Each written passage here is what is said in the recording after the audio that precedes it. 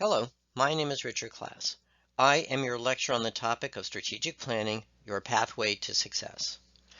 What if I told you by implementing today's lecture, you would grow your business tenfold? I am sorry, I cannot promise that. It would be great if I could promise implementing the guidance of today's lecture would prevent you from such business failures as Kodak and Polaroid missing the move to digital, or Schlitz Brewing replacing barley malt with corn syrup to cut manufacturing time from 40 to 15 days, resulting in a product that tastes like pea soup.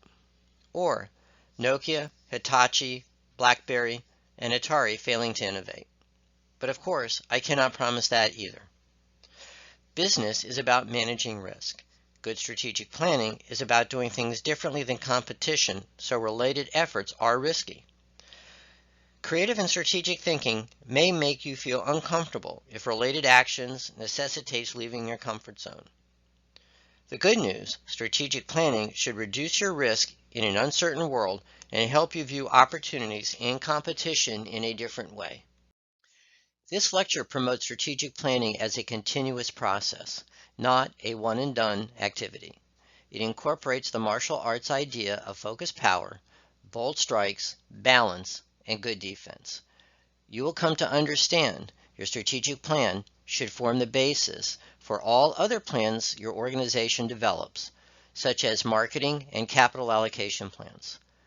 The strategic plan is a guide to keep focus on the most important initiatives and the right allocation of effort and resources to optimize stakeholder value. You will learn that strategies are based upon opportunities and threats external to the organization and not on the strengths or weaknesses of the enterprise. Strategy development is not about what you can do. It is about what customers want and how you will fill their needs better than competition. You will also learn that a good strategy will differentiate an enterprise from its competition. It is sustainable over the long term, and it is defendable by barriers constructed through legal or other means. Applying the insights from this presentation should allow you to separate good strategies from those that are suboptimal and avoid the pitfalls that are omnipresent in strategic plans and associated implementation efforts. Another key takeaway is the concept that the planning process requires continuous measuring of strategic initiative results and making modifications to tactical execution to enhance outcomes over the long term. Maintaining vigilance on how well you are doing helps address modifications rivals may make in their initiatives or changes that may occur in a dynamic marketplace. This slide summarizes the strategic planning process. It is also an outline for a strategic planning document, excluding the implementation section that is sometimes incorporated into the strategic plan, and sometimes it is developed as a separate attachment.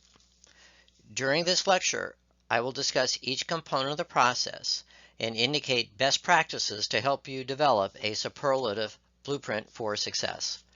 You will see in most strategic plans an introduction, specification of the enterprise's mission and vision, and objectives important for the organization to achieve. Key success factors and the delineation of the barriers preventing achieving key success factor attainment is not a typical component of a strategic plan. I include key success factors in my work streams to help stakeholders maintain focus on the most critical business elements. The environmental assessment is often termed a SWOT analysis. The focus of this effort is determining the internal strengths and weaknesses of the enterprise and identifying the external opportunities and threats that form the basis for most strategies. I will give you some filters to apply that will help you narrow down the SWOT components to the most important for incorporating into a strategic planning document. You will note in this process flowchart that strategies are developed based upon external opportunities and threats. If some objectives are not met by the strategies developed to address the external environment, then other initiatives must be considered.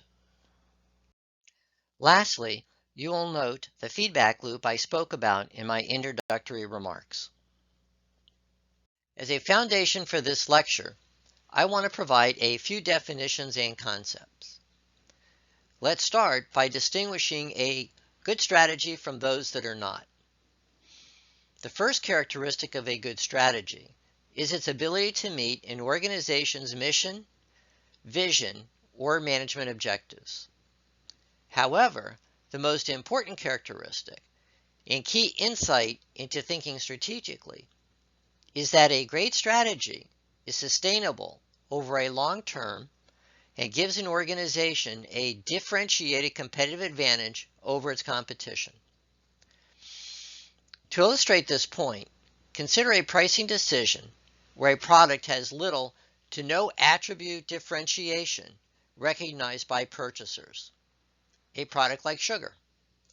If a company lowers its price and promotes this price in the hopes of capturing market share, all a competitor needs to do is lower their price. Therefore, an initial lower price will not result in a sustained improvement in market share.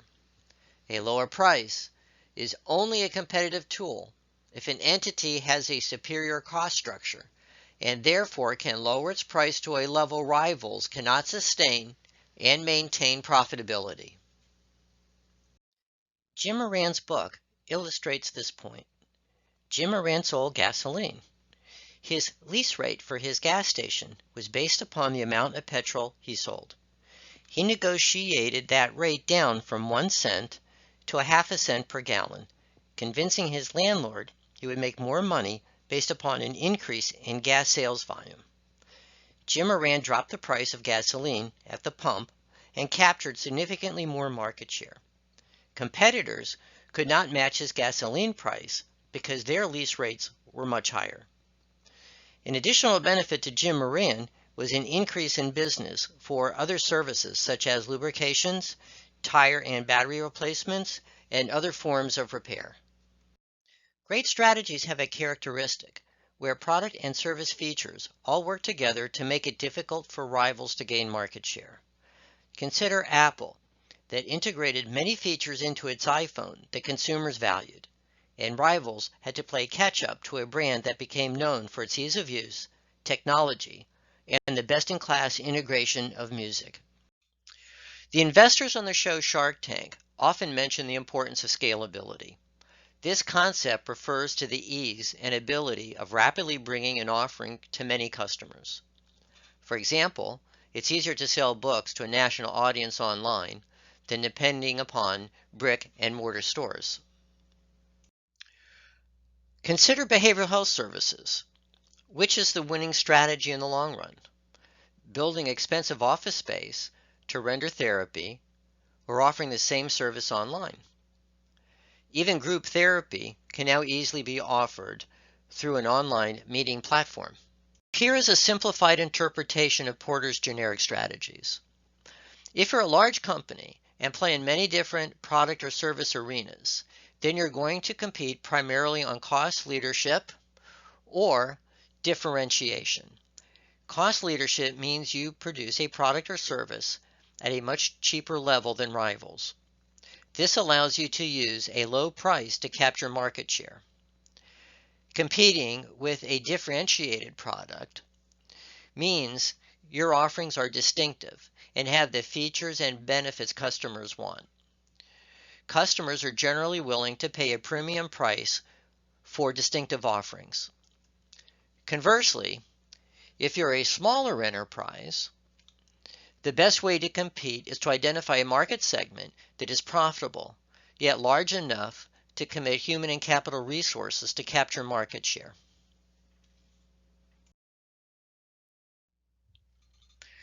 The highly focused strategy requires the identification of the special needs of the market.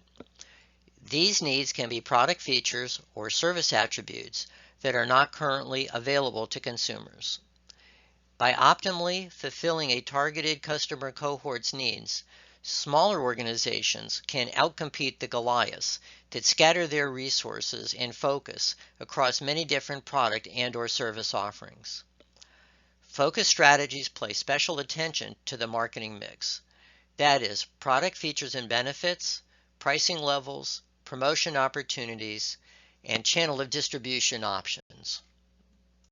A relatively new academic insight emanates from the work of Professors Kim and Morbone. They split industries into two categories. The first category they term as red ocean. Companies that compete in a red ocean face fierce competition. Strategic initiatives focus on beating rivals. In this environment, you either win or you lose, so it's a zero-sum game. The second category is termed blue ocean.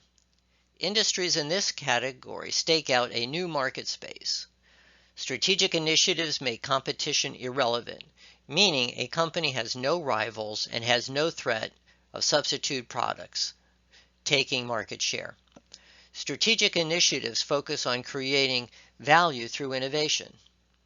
Examples of companies swimming in a blue ocean is Cirque du Soleil, Amazon, Cordis, a Johnson & Johnson division that controlled the coronary stent business, and NetJets. The real-world applicability of finding a blue ocean opportunity is difficult, so I think this theory for most business enterprises is not implementable. A common point of confusion is the difference between a strategy versus a tactic. Simply, a strategy is defined as the activity implemented to meet the organization's mission or vision. A tactic is the activity implemented to execute a strategy. In the real world, it's hard sometimes to differentiate between the two. The number of people involved in strategy development meetings should be less than 10. This number may include people that work inside or outside the organization.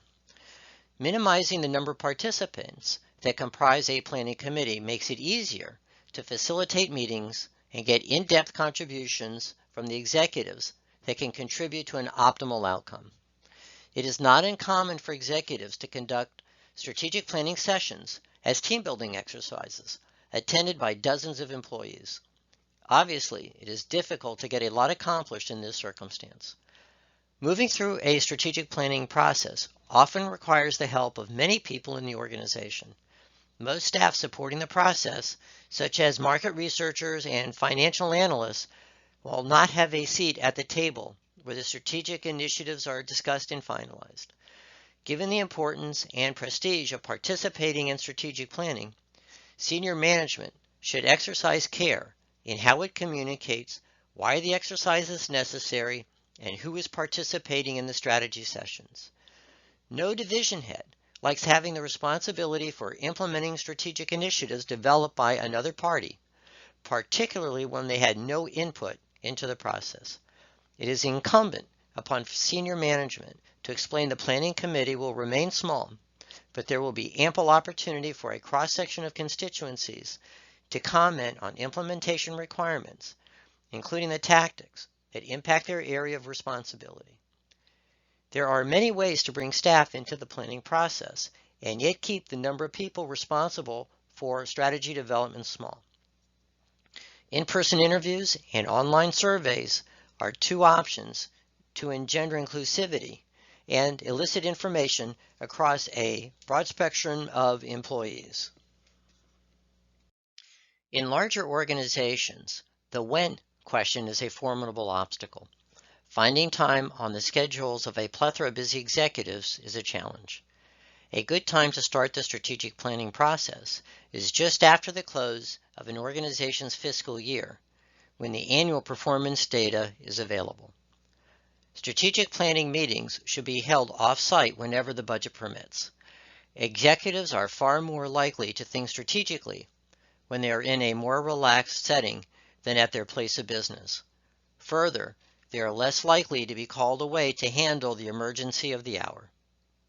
To make sure all pre-planning activities are accomplished on time and related meetings are organized and resourced appropriately, it is important to appoint an internal leader that is dedicated to the planning initiative. Pre-planning activities include discussing the planning process that will be followed, the data collected and analyzed in preparation for stakeholder information sharing sessions. The budget for completing a strategic planning initiative can range from $0 to tens of thousands of dollars, depending upon decisions regarding food, travel, off-site facility, outside consultant utilization, and other potential expenses. Small business faces the challenge in allocating a large enough budget to include some of these line items. One of the most critical pre-planning activities is identifying a facilitator that can lead an executive team through a strategic planning exercise. Using an employee as a facilitator presents a significant challenge, but is a viable option for enterprises with a constrained budget. When you have conversations about developing a strategic plan, communicate how you define the term. This is because some people equate a strategic plan as a business plan, a campus master's facility plan, or simply pro forma financial statements extending beyond 1 year. Strategic plans typically cover established business enterprises and focus on creating a sustainable competitive advantage over the long term. By comparison, a business plan has a near-term, short planning horizon. It is most useful for startup enterprises seeking funding. Existing enterprises use a business plan to investigate the viability of a money-generating or expense-reducing opportunity. For example, a company may want a business plan to validate the return on investment of acquiring up-to-date manufacturing equipment. An organization will have a variety of planning documents. To help distinguish between the various plans, consider the goals of each. The strategic plan should provide a blueprint for long-term organization success, and it should drive much of the content of all other planning-related documents. The strategic plan should answer 4 basic questions. Where are we now? Where do we want to go? How do we get there? And how do we deliver value to our stakeholders? The implementation plan is part of the strategic plan, but it is sometimes a separate document. The implementation plan answers questions about strategic priorities, delegated responsibilities, and specific tactics necessary for strategy execution. Business plans are one-off documents, often used to raise money or show the need for acquisition of an expensive asset. To illustrate, a bank may want to see the overall direction of a company for extending a line of credit in addition to a review of various financial statements. Another example is senior leadership requesting a business plan to understand the efficacy and profitability of replacing machinery to cut costs or adding new equipment to drive more customer volume.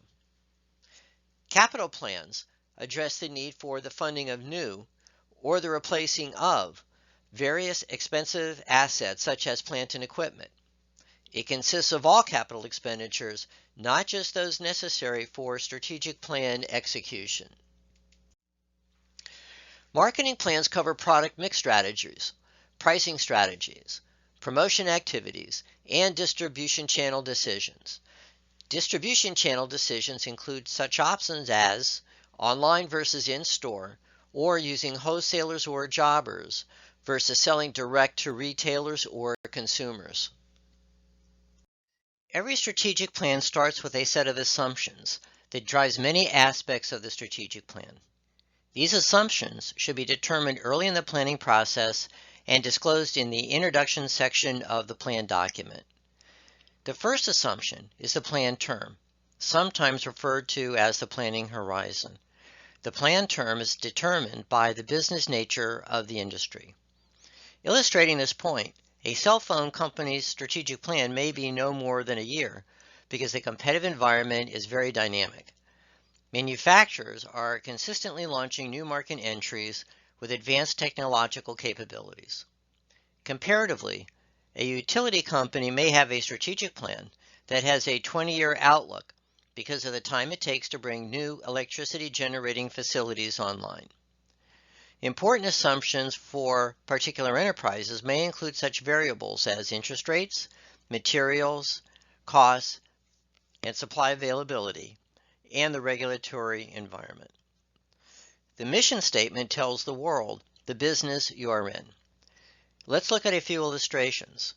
Google's mission statement is to organize the world's information and make it universally accessible and useful.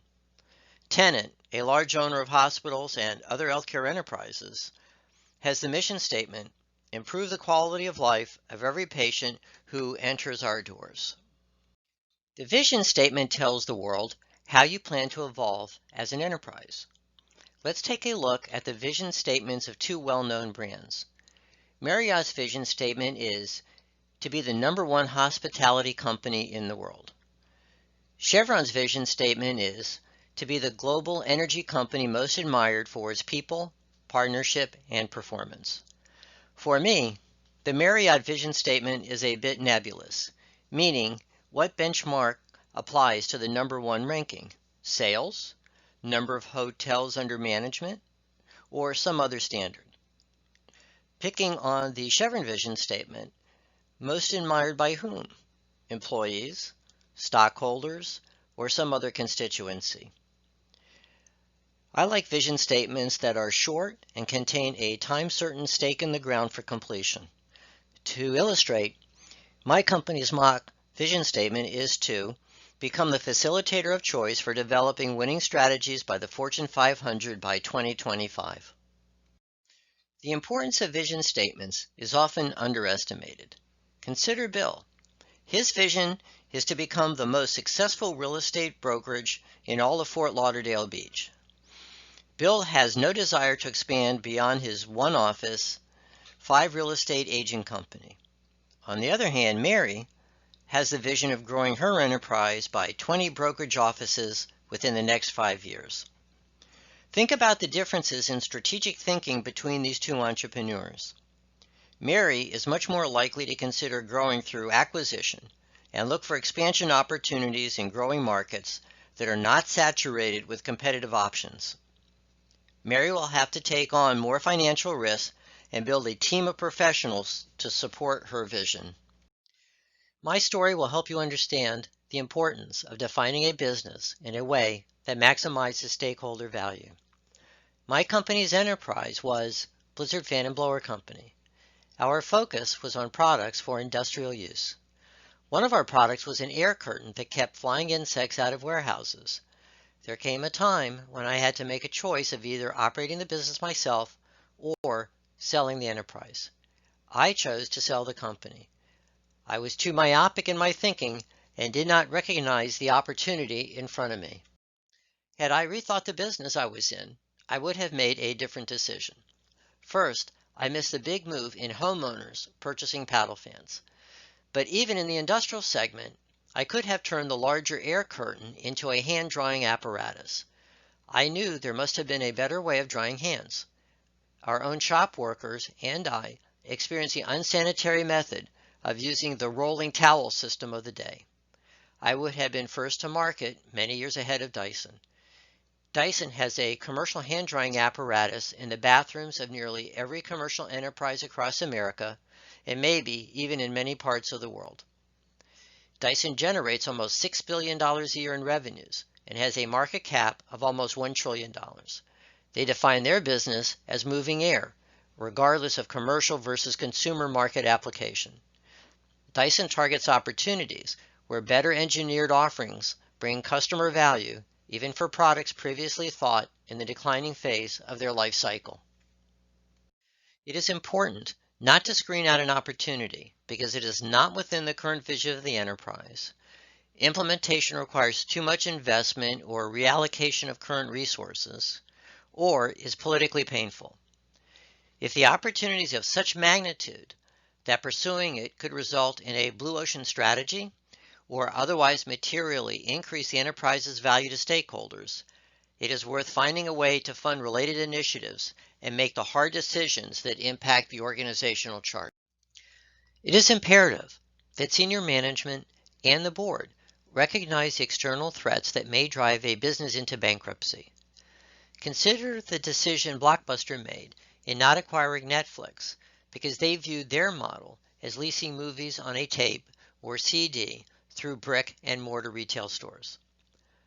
Blockbuster had the opportunity of acquiring Netflix for $50 million. Blockbuster missed the move to the eventual streaming of content over the internet. Today, Blockbuster is out of business, and Netflix market cap is around $225 billion. Consider IBM's opportunity to purchase Microsoft. IBM was steadfast in its positioning as a manufacturer of large mainframe computer systems and other business equipment. They shunned the idea of broadening their vision of becoming a software company. The magnitude of this mistake is illustrated by the fact that IBM's market cap is about $111 billion versus Microsoft that is worth about $1.6 trillion. Even at Microsoft's 1986 initial public offering price, the market cap was less than $700 million. Objectives within a strategic plan are best set as a collaborative process among stakeholders. In the real world, within larger companies, objectives are sometimes specified by top management without any regard to marketplace realities. For example, we will grow gross revenues by 10% in this fiscal year. The first characteristic of a well-written objective is that it is achievable. It is okay to specify a stretch goal, but caution is suggested in setting objective targets that are seemingly out of reach. Understandably, an unattainable target is damaging to the psyche of managers and team members responsible for meeting an unrealistic expectation. Well-written objectives are quantifiable. That is, they contain an associated target dollar amount, unit measure increase, or percentage increase. Acceptable objectives are time-specific, meaning they may be reached in year 1, 3, or 5 of the planning horizon. A good set of objectives are diverse. They cover a variety of organizational departments. In this way, most people in the enterprise see they have a part in working together to achieve desired outcomes. Putting together all of the characteristics of a good objective, consider these illustrations. We will grow net revenues by a compounded annual rate of 10% over the next 3 years.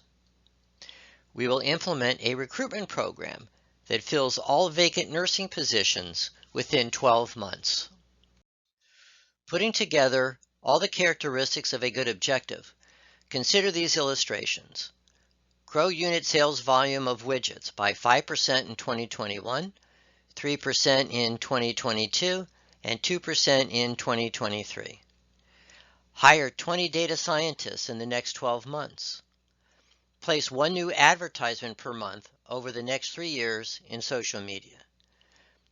You will note they are simple sentences with a quantifiable target and specific time horizon. Key success factors, or KSS for short, are the 3 to 5 things that will make an organization successful, regardless of other business factors. To illustrate, consider a developer that owns beachfront property in Fort Lauderdale. This asset should contribute much to the success of the enterprise. If a hospital administrator employs all the top referring physicians to specialists, that hospital will be successful.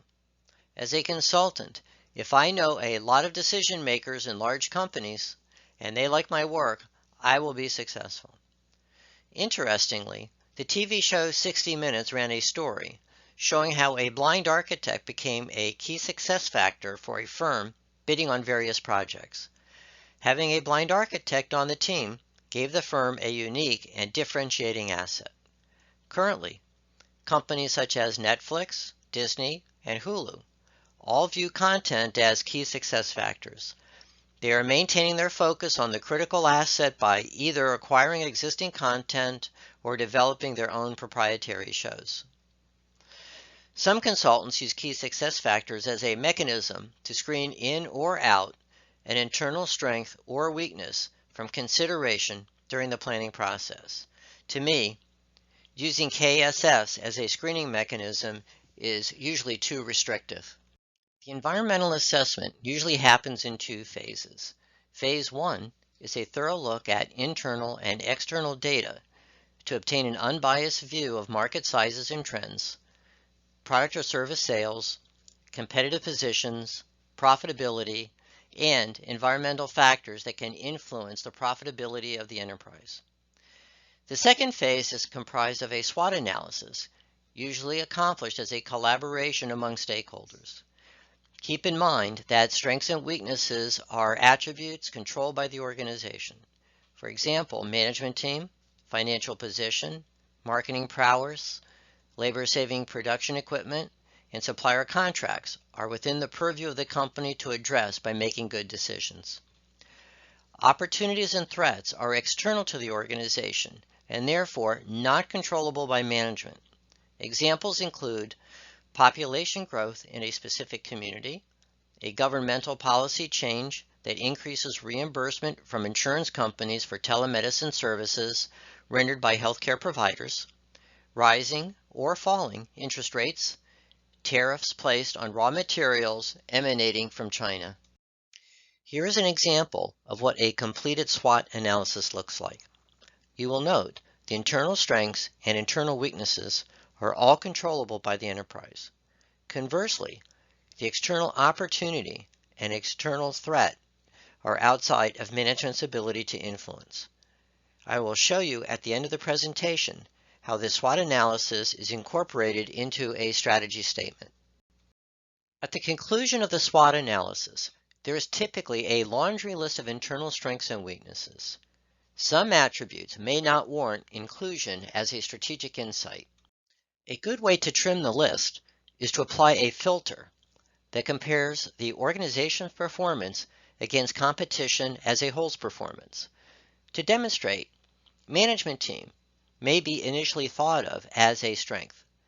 Consider the question, is your management team better than, the same as, or worse than your competition's management team?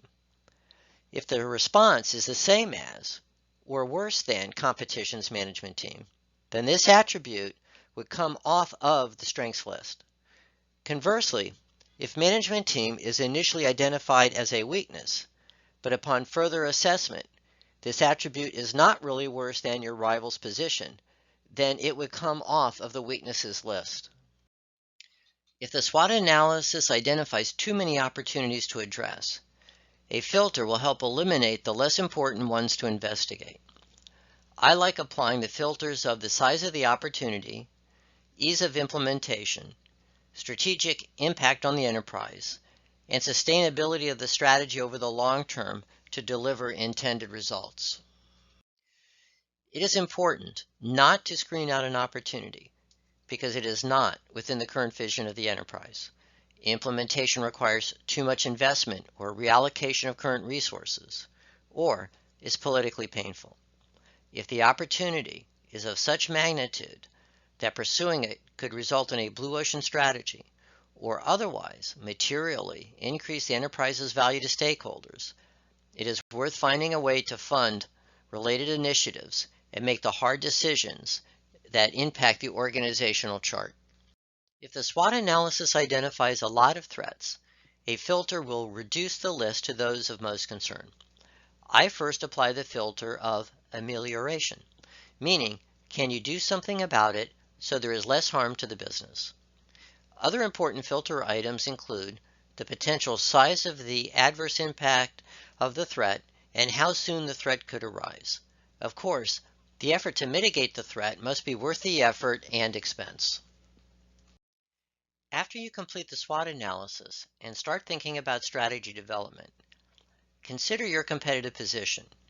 Your competitive position may be defined in several ways. The first is market share. Brand awareness in important market segments is another variable. You should consider the markets in which you want to compete and add resources versus markets that you do not or no longer warrant a concerted focus. This thought process should lead to decisions regarding your organization's product or service portfolio mix that is a significant contributor to maximizing revenue generation. I want to give you tools you can use to help make market and portfolio related decisions. Analyzing where you want to compete is simplified by this type of matrix. It provides a visualization of where target actions are warranted. This situational assessment matrix is for my company.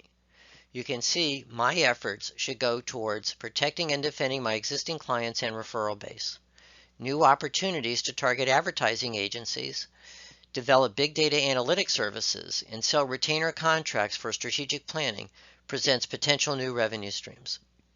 The most difficult markets for me would be continuing to compete for general market research services, go after large corporate accounts, and try to penetrate governmental agencies for small business contracts.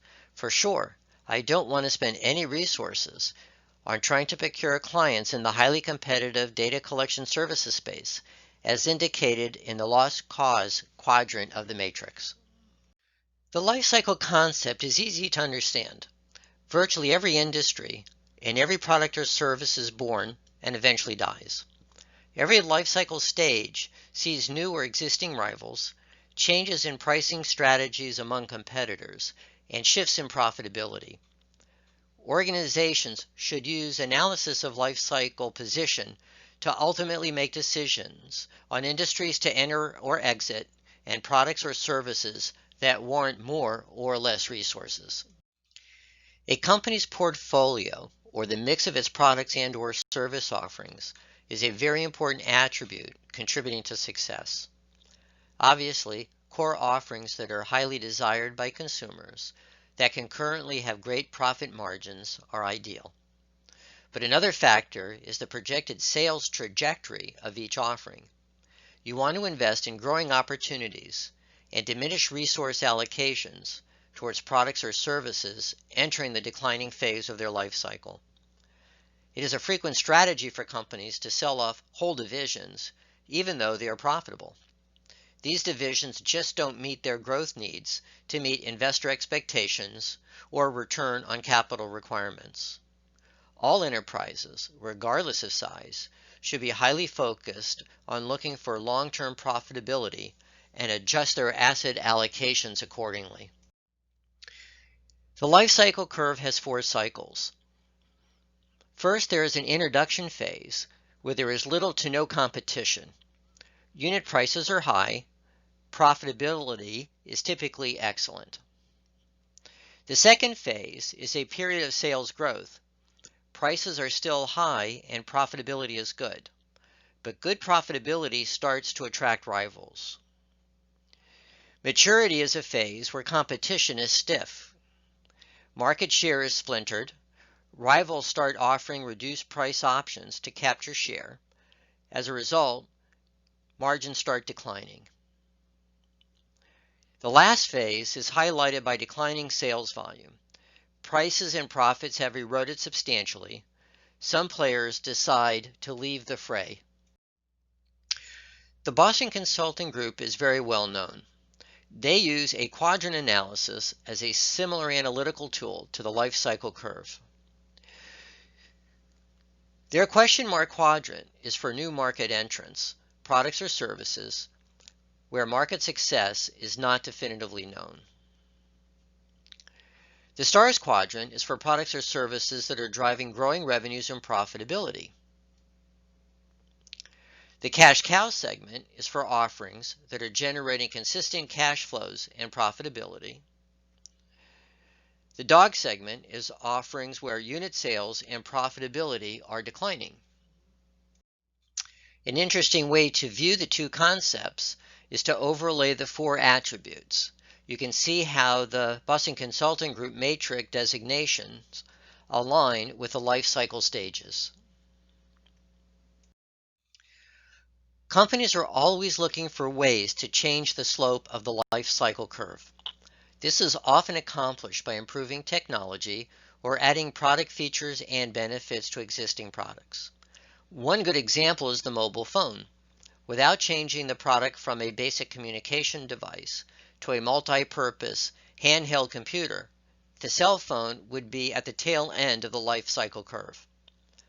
Without much product differentiation, the prices of a basic phone would be cheap. TV sets are another example.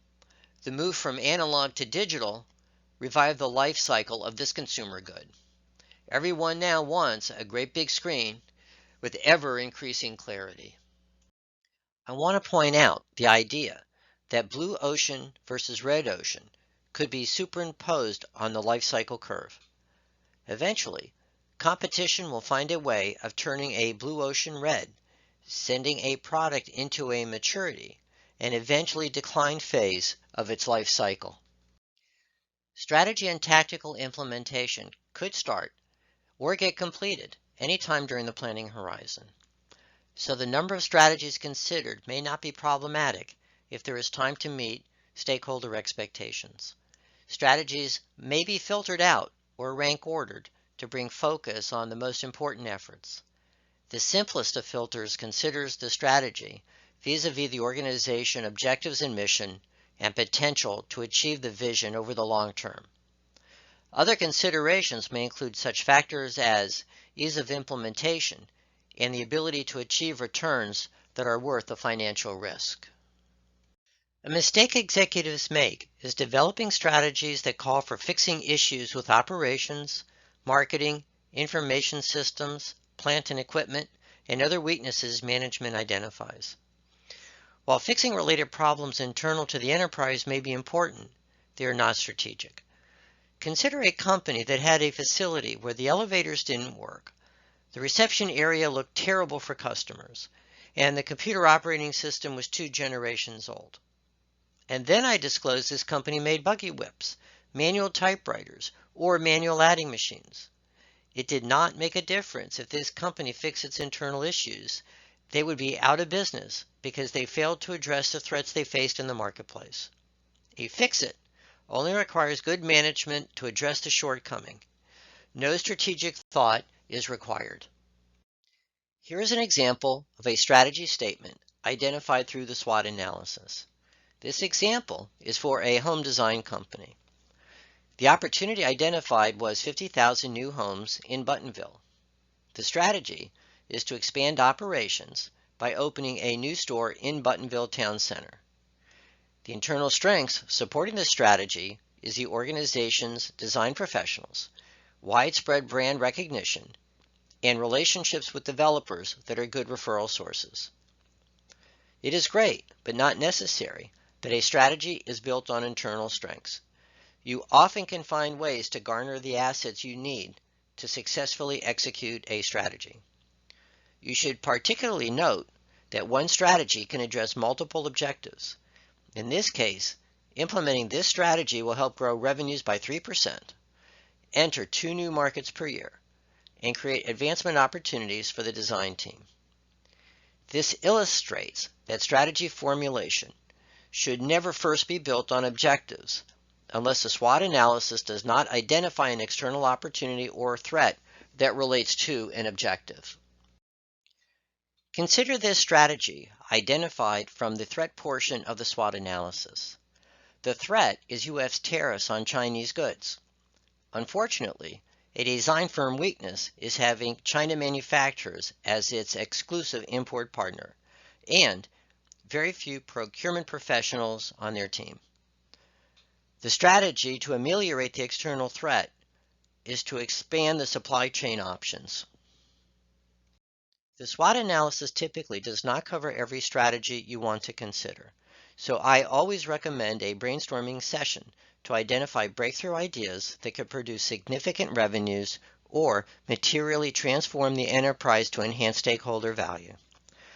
The last step in generating strategies for the enterprise is looking at your objectives and making sure there is a strategy that addresses each one. In most cases, you will find strategies derived from the SWOT analysis adequately address the objectives established during the planning sessions. In conclusion, I want to address the topic of the secret sauce. I do not believe that there is one secret sauce for every entrepreneur. However, I do believe there are common elements that separate the great entrepreneurs from others. These common elements include a superior ability to execute on a strategic plan that addresses large market opportunities through innovation and protect that innovation from duplication by rivals. Successful entrepreneurs find a way to maintain control of their business through thoughtful capitalization and financing mechanisms. Their portfolios of products or service offerings are continually honed to drive revenue growth and great returns on capital. Jim Moran and so many other successful business executives make the best use of consultants and other team members that have superior market and business savvy, and then share the wealth that comes with meeting organizational objectives. Jim Moran and other successful entrepreneurs put the customer first by offering a fair price, great quality, and exceptional product design. Maybe most importantly, they have a customer acquisition plan that is scalable and cost efficient. Jim Moran said, "Make it easy for the customer to say yes." Thank you very much for watching this video. I hope you enjoyed it. For those of you that are interested in continuing to develop your knowledge of strategic planning, I suggest you read 2 books. Harvard Business Review's 10 Must-Reads on Strategy and Professor Kim's and Moorbone's Blue Ocean Shift. For those of you that are analytically inclined, you should get a copy of the book Segmentation and Positioning for Strategic Marketing Decisions by James Myers. I recently picked up a copy for a friend on eBay for under $5.